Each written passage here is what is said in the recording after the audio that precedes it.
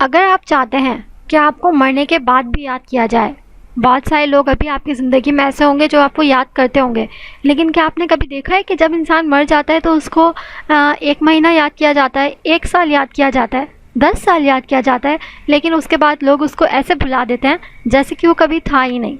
लेकिन अगर आप चाहते हैं कि आपको मरने के बाद भी याद किया जाए, तो आप 2 काम करें अपनी ज़िंदगी में। अगर आपने ये इन 2 कामों में से कोई भी एक काम कर लिया, तो आपको मरने के बाद भी याद किया जाता रहेगा, और सिर्फ आपके अपने ही नहीं बल्कि आपके उस काम से वाबस्ता लोग आपको याद करते रहेंगे। वो 2 काम कौन से हैं? या तो पढ़ने लायक कुछ लिख डालिए, या फिर लिखने लायक कुछ कर डालिए। जब आप कुछ ऐसा लिख देंगे जिसको लोग पढ़ना पसंद करें, तो आपका नाम आपके मरने के बाद भी ज़िंदा रहेगा।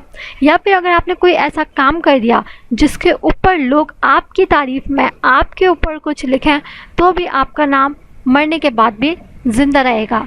दोबारा से रिपीट कर रही हूँ, अगर आप ये चाहते हैं कि आपको मरने के बाद भी याद रखा जाए, तो 2 काम करें, या तो पढ़ने लायक कुछ लिख डालिए, या फिर लिखने लायक कुछ कर डालिए। वीडियो पसंद आए तो दोस्तों के साथ ज़रूर शेयर कीजिएगा।